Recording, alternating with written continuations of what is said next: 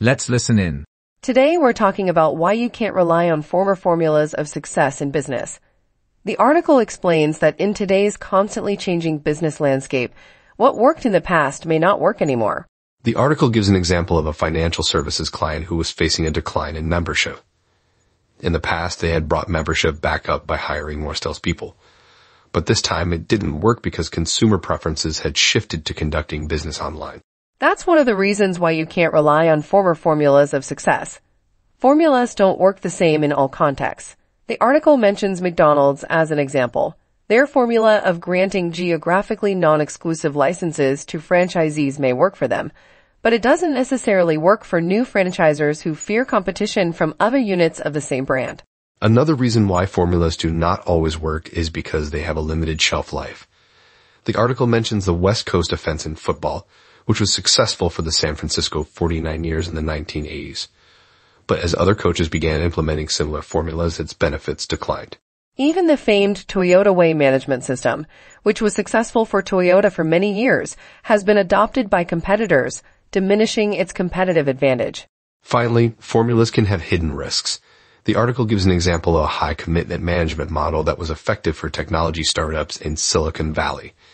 But changing the hiring structure after the startup launch tripled the likelihood of failure. Another example is the just-in-time production system used by Toyota. It made manufacturing more efficient by reducing inventory, but when the pandemic hit in 2020, manufacturers had little inventory to meet production demand, causing global shortages. What can businesses do to navigate this ever-changing landscape? The article suggests focusing on sharpening cognitive skills. These are the mental processes that allow us to perceive, understand, and analyze information. The article mentions 3 ways to sharpen cognitive skills. The first is to analyze known unknowns. This involves identifying blind spots, false assumptions, and information gaps by using methods like the Rumsfeld matrix. The second way is to encourage divergent thinking. This means exploring many possible solutions to a problem by breaking it down into its various components. It can be done through activities like brainstorming or bringing together diverse groups of employees. The third way is to apply first principles thinking.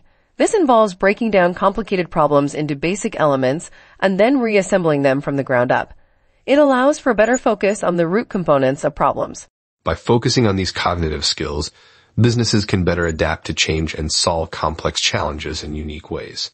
It also helps employees become more independent learners, able to navigate any context or problem thrown their way. So, in conclusion, relying on static formulas of success may not be effective in today's ever-changing business environment. Instead, businesses should focus on sharpening cognitive skills to better adapt and solve challenges. That's it for today.